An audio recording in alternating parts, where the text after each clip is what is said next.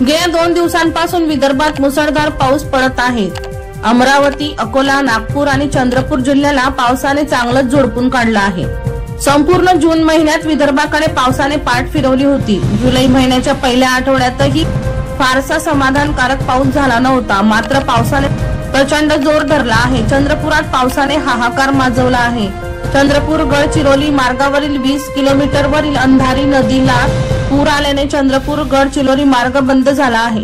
यामुळे चिचपल्ली गावाजवळ ट्रकच्या लांबच लांब रांगा लागलेल्या आहेत। गडचिरोली मार्गे छत्तीसगडला जाणारा हा मार्ग आहे। जड वाहनांची मोठी वर्दळ या मार्गावर होत असते, मात्र अंधारी नदीला आलेल्या पुरामुळे ही सर्व वाहतूक बंद करण्यात आली आहे।